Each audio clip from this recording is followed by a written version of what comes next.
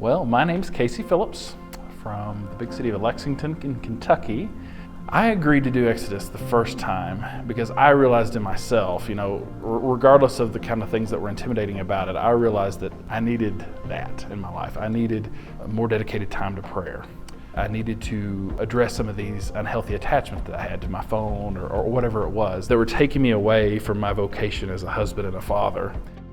In Exodus, we talk a lot about what's your why. And so when I was tasked with really thinking about that for the first time, I realized really quickly that it was that. It's like, how do I become holy in my vocation as a father? Well, this program is just one way that's going to help me to kind of strip away some of those unhealthy attachments, grow in my relationship with the Lord, and also to better that relationship with my wife and my kids. I remember thinking, for example, with the examine at night, going over your day and thinking about it and praying about it, and realizing, why can't I get that?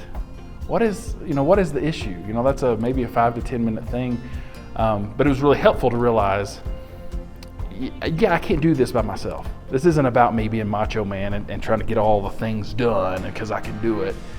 It's about reliance on God, and that's the cool thing about Exodus is that's what it trains you to realize, is that this isn't about checking all these boxes.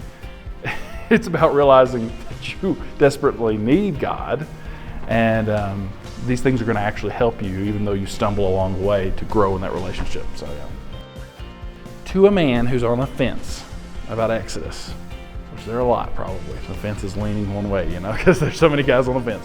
I would say just do it. And here's why. I think people get in their minds about Exodus that if I can't do it perfectly, I'm not going to do it at all. And I just say that's not true. That's not the way you should even think about it.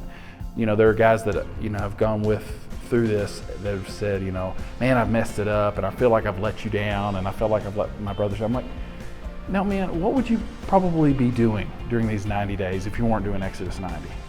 Probably not half of this stuff. I mean, I'm just assuming if you're anything like me, you're probably not doing some of these rigorous asceticisms or taking really your prayer life seriously.